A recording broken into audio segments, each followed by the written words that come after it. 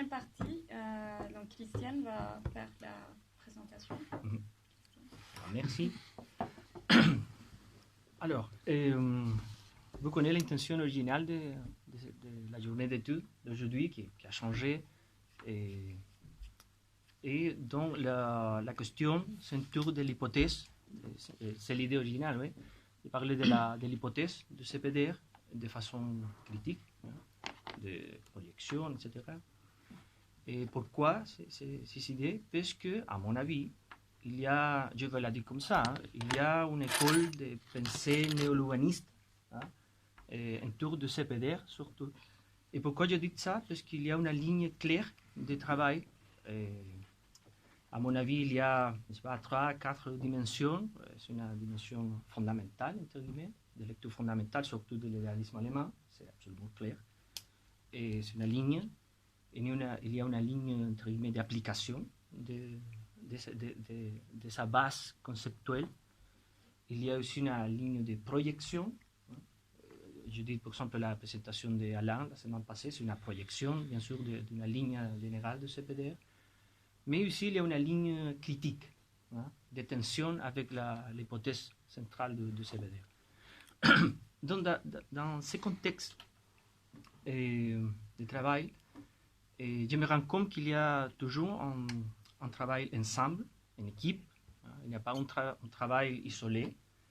Mais ça signifie pour moi, je fais maintenant une lecture de la philosophie de Mascal, je vais parler comme Mascal. Selon un petit mot, c'est la présentation plus bizarre de ma vie, de faire la présentation d'un auteur quand l'auteur se présente. Voilà, je vais essayer. Je vais essayer, oui, ce n'est pas facile. Donc, si tu peux sortir, Marc. Oui, tu peux sortir, Marc. Après, on te raconte. Oui, et après, tu peux revenir. On fait un compte rendu. Un petit rapport. Oui, c'est bizarre. Et donc, désolé. Et donc, quand je parle qu'il y a un travail partagé, maintenant, pour moi, c'est clair qu'il est nécessaire aussi lire les travaux de Jacques. Bien sûr, non seulement pourquoi il y a des textes ensemble, sinon qu'il y a une ligne, et aussi Tom, par exemple, pour dire quelque chose.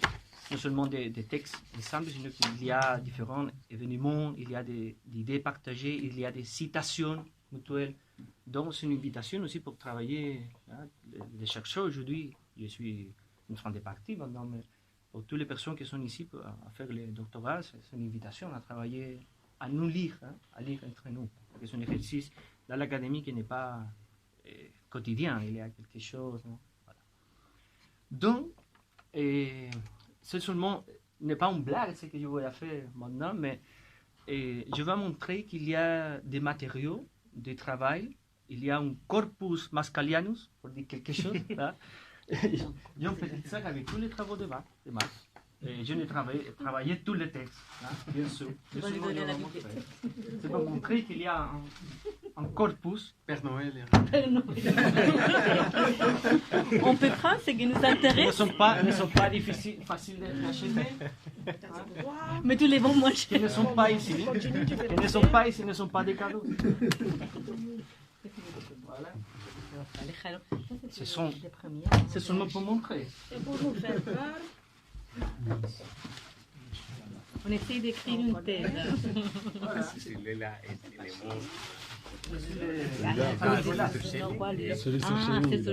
Voilà. Beaucoup de bouquins. Très difficiles, la majorité, mais tous sont produits dans le CPDR. Il faut les travaux de Jacques aussi. Et pourquoi je montre ça? Parce que je vais essayer maintenant de cadrer les idées de Mascal dans un projet de recherche personnel que je suis intéressé d'écouter bien sûr de différentes critiques ou des projections. Et donc je vais présenter une hypothèse générale des travaux maintenant et montrer 2 ou 3 choses pour justifier cette hypothèse. Et après, je vais faire une interprétation générale de la philo de Mascal pour contextualiser, pour montrer un peu, pour montrer à vous les différentes idées. Je ne sais pas si je vais la faire bien, mais je vais la faire. Et après, un contrepoint avec Rodolfo Kuch pour montrer qu'il y a des tensions surtout avec un essai de pensée européenne avec une pensée de l'Amérique latine. Hein. Et après, 2-3 conclusions pour clôturer, voilà, et après, pour faire le débat. Hein, voilà, il y a beaucoup. Hein. Et, donc, l'hypothèse de lecture de mon travail, maintenant, c'est repenser, réfléchir sur l'implémentation de différents processus progressistes ou des processus d'émancipation sociale en Amérique latine que jusqu'à aujourd'hui, il n'y a pas. C'est-à-dire, il y a une histoire complète de projets d'émancipation de différents types, politiques, intellectuels, etc., qui jusqu'à maintenant ne marchent pas. Et pendant le 19e siècle, par exemple, il y a les idées d'un fédéralisme, un type de fédéralisme américain. Il y a un projet de les États-Unis du Sud, à différents des États-Unis du Nord, hein, justement pour faire une résistance à l'influence de la puissance économique de ce moment des États-Unis. Par le résultat, il y a des processus, par exemple, de la théorie de l'indépendance, qui montrent qu'il n'y a pas d'indépendance politique sans indépendance économique.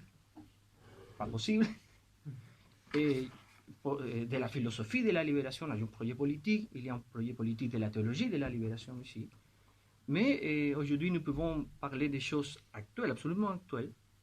Evo Morales, la Bolivie, comment a terminé ce processus avec toute sa particularité, comment a terminé aujourd'hui.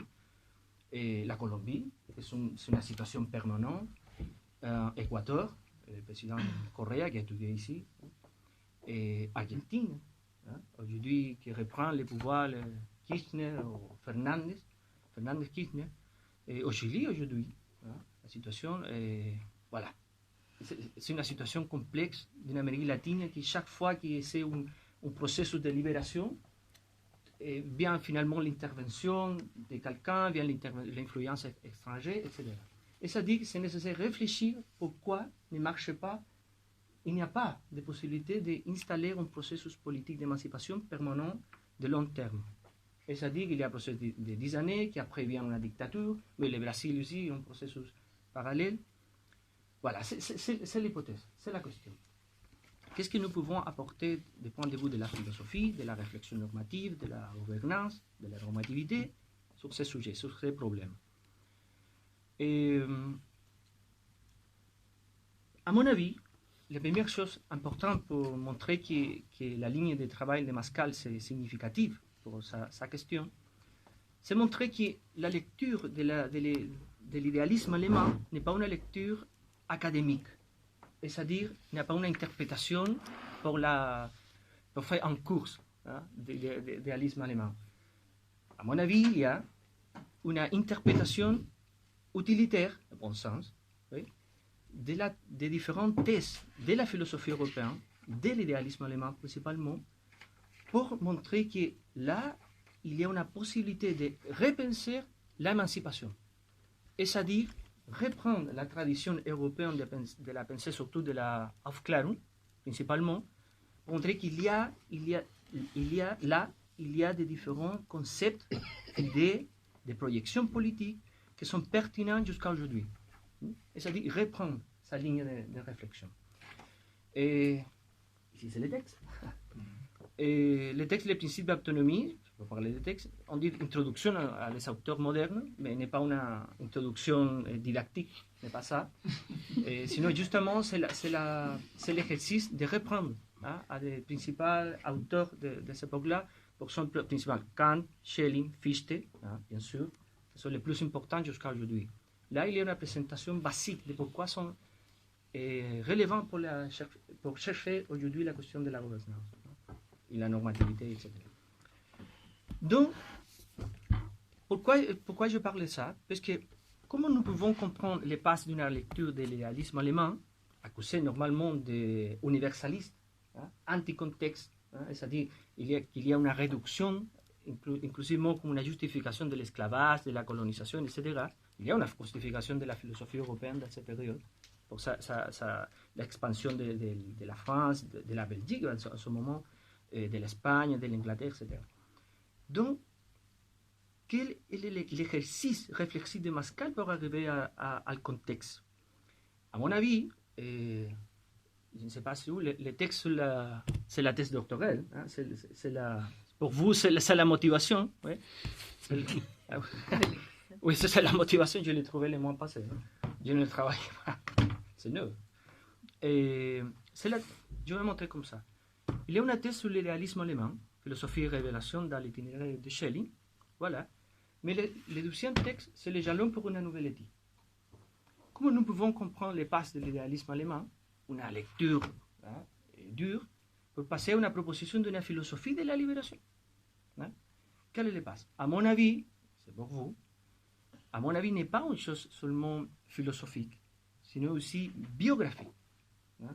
Et ça dit de sa vinculation, de ses rapports vitaux à Haïti, à la situation d'Haïti, à votre séjour là-bas, directement.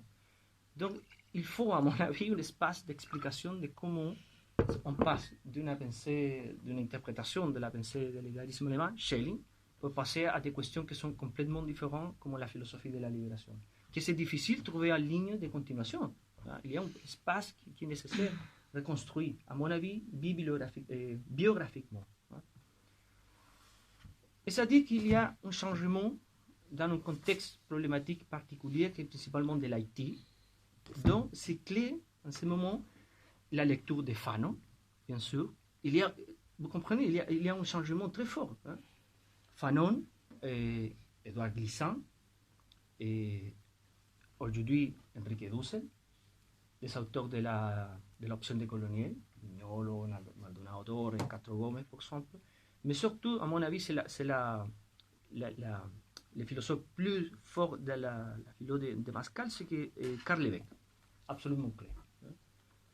Donc, seulement comme un petit mot sur les cours de philo de la religion aujourd'hui, à mon avis, c'est possible de faire un cours complet sur la lecture de Karl Lévesque, hein, à mon avis. Parce qu'il y a un passe de la théologie de la libération d'une théologie de la libération à une philosophie de la libération. Hein.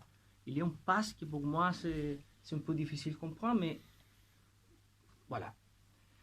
Ça signifie que la philosophie de Karl Lévesque, il y a un texte avec l'édition de Marc et aussi de 2 personnes plus, parce que les textes de Karl Lévesque sont très difficiles de trouver, absolument difficiles.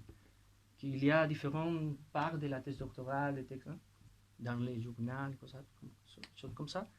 Donc, il y a une idée, vous pouvez lire les différents paragraphes de Lévesque et vous pouvez trouver une ligne d'orientation, un fil conducteur clair, hein, à mon avis, jusqu'à aujourd'hui. Et surtout jusqu'à les textes de la cause des sujets. À mon avis, il y a une ligne très, très claire. Donc, c'est le contexte, hein, c'est l'assimilation du contexte comme une limitation à l'universalisme de la philosophie européenne. Voilà.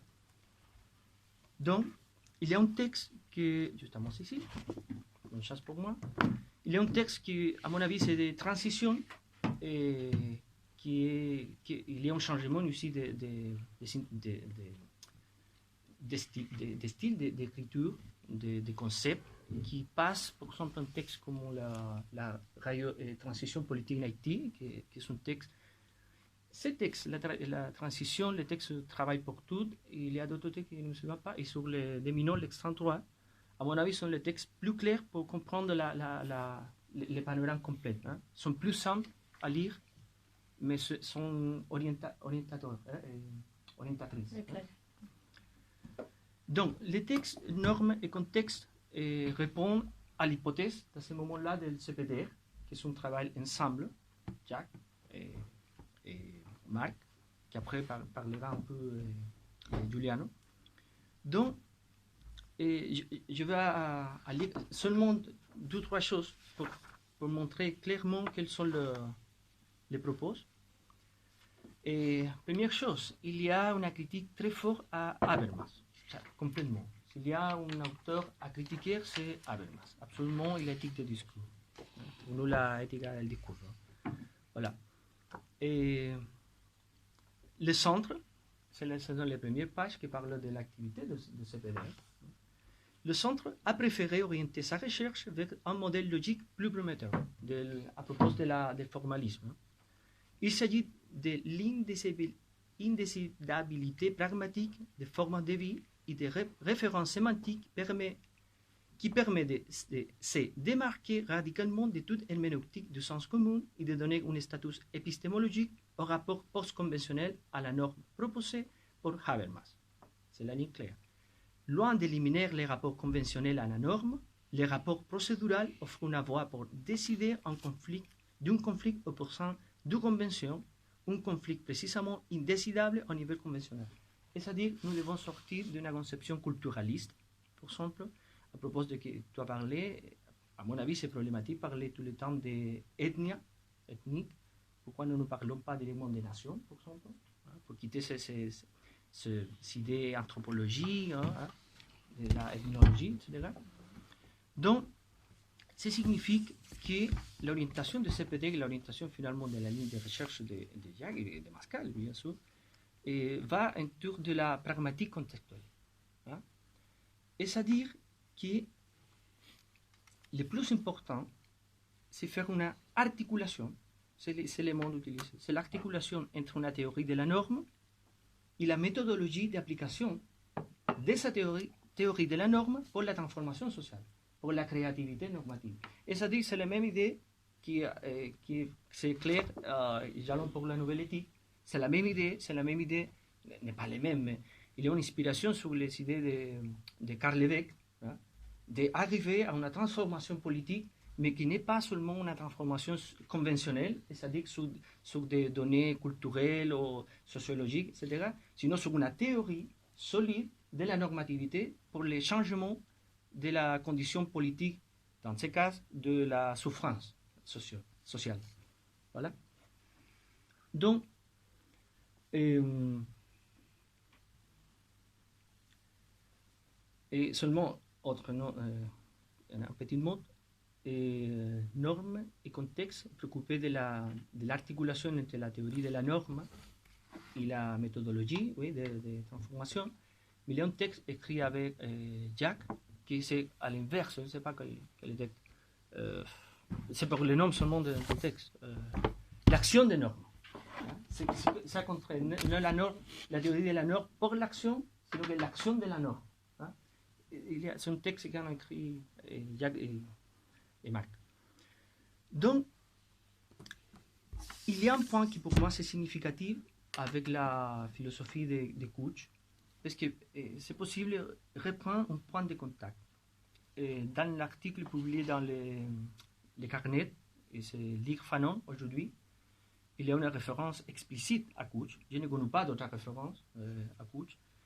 Donc, il fait un rapport très intéressant entre Fanon, bien sûr, et Couch, quand il parle qu'il y a quelque chose qui survive au processus, par exemple, d'occidentalisation.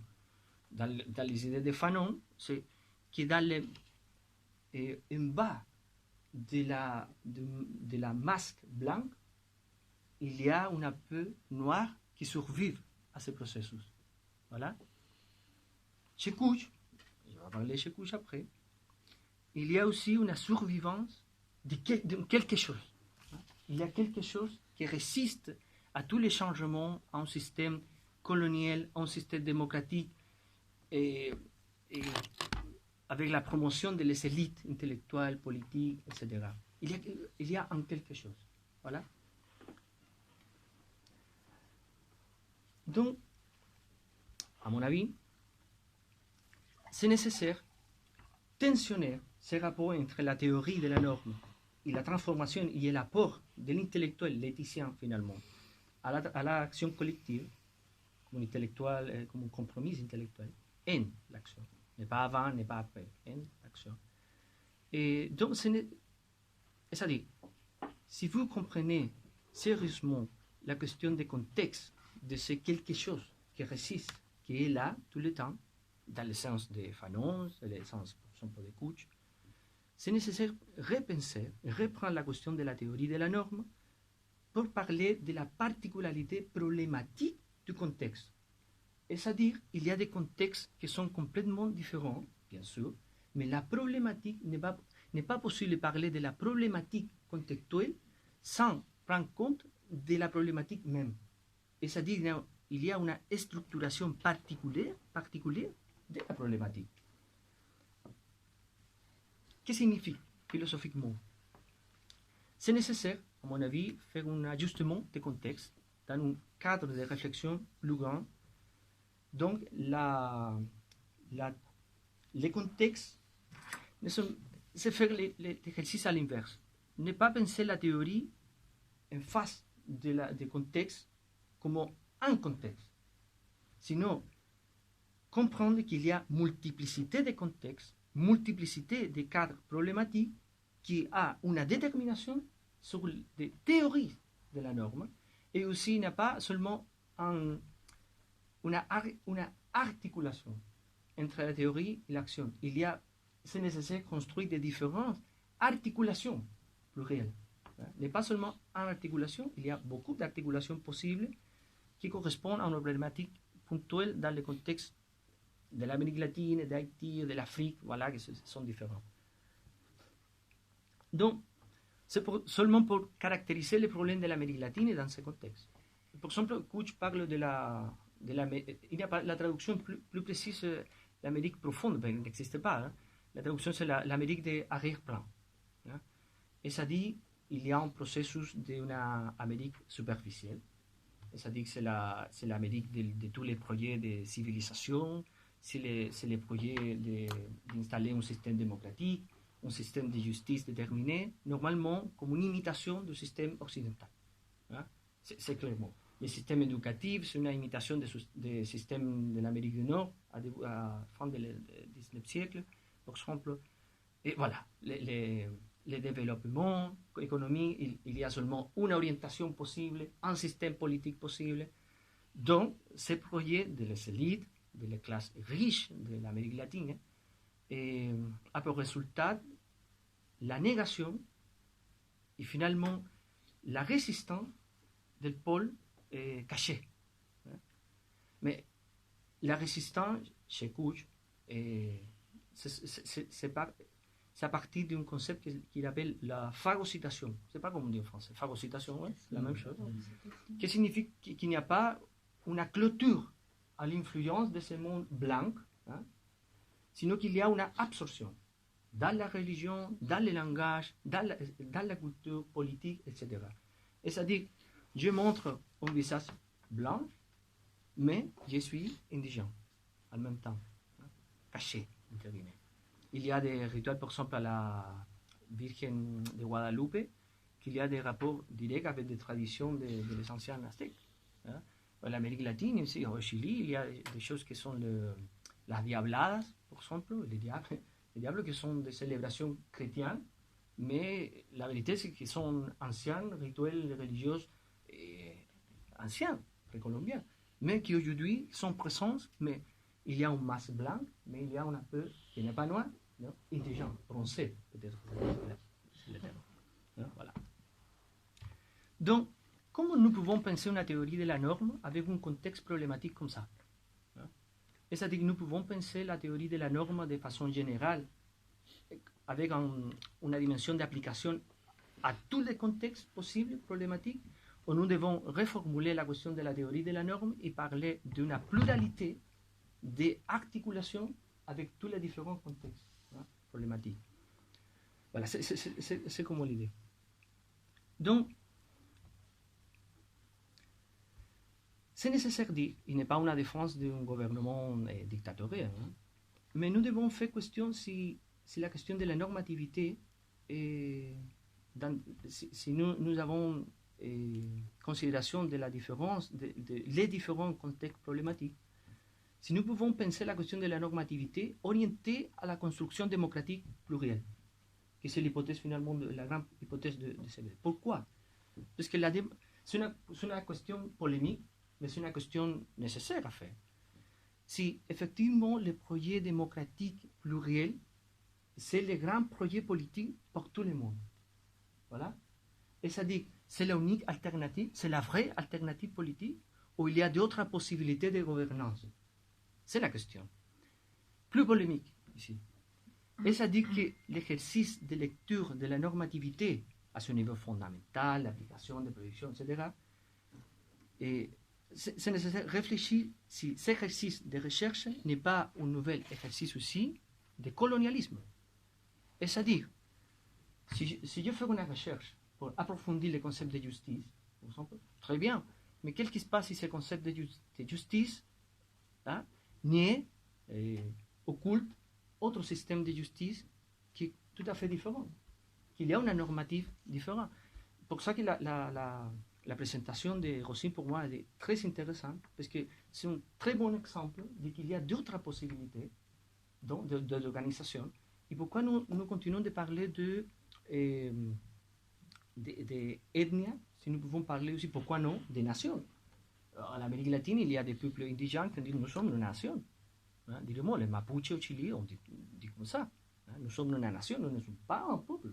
Nous ne sommes pas une ethnie. Nous sommes une nation qui a des droits différents en face du peuple chilien. Nous sommes dans le même état, mais nous sommes d'un peuple différent. Voilà, c'est l'idée. Comment nous pouvons penser la gouvernance avec sa problématique, qui est très grande. Alors, pour terminer ce point, ça signifie que nous avons une réflexion de la normativité en correspondant avec un système démocratique déterminé, pluraliste. La question si c'est le système pour tout. C'est un idéal d'organisation politique ou c'est une imposition du système politique, ou s'il y a d'autres termes à moitié. Ça signifie aussi que les structures d'autotransformation, c'est-à-dire l'action collective, si je comprends bien les idées de Pascal, n'est pas un processus, n'est pas une imposition théorique, entre guillemets, sinon que c'est une possibilité d'avoir une influence théorique sur les structures même de la société pour se transformer. C'est-à-dire, toutes les sociétés ont une évolution permanente. Toutes les sociétés, il y a un changement historique. Mais nous pouvons orienter théoriquement, éthiquement, cette transformation pour un processus d'émancipation, bien sûr, de libération, etc. Voilà. Donc, c'est-à-dire qu'il y a différents processus d'autotransformation. C'est possible, c'est une question. C'est possible, différents processus d'autotransformation. Pourquoi? Parce qu'il y a différents types d'organisations sociales, culturelles, etc., humaines, qui a sa propre projection politique. Et une dernière question, qui à mon avis c'est très difficile, et qui est une vision interculturelle, finalement. Si nous pouvons aborder la question de la normativité seulement depuis un plan théorique conceptuel. Parce que la rationalité, comme nous l'utilisons ici, principalement, et surtout dans le monde académique, c'est pour nous, c'est un type de réflexion. Il y a d'autres types de réflexion, il y a d'autres types d'acceptation d'une normativité qui n'est pas rationnelle, n'est pas cognitive. Il y a des choses, par exemple, qui sont complètement annulées. Par exemple, le rituel n'est pas une possibilité d'assimilation d'une nouvelle normativité. Oui, pourquoi non? Pourquoi un système religieux qui n'a pas le christianisme peut donner la possibilité d'une assimilation normative différente? Voilà. C'est-à-dire, c'est possible de penser la normativité dehors du plan rationnel, théorique, conceptuel, c'est-à-dire assimiler d'autres possibilités, ou assimiler une possibilité autrement de penser.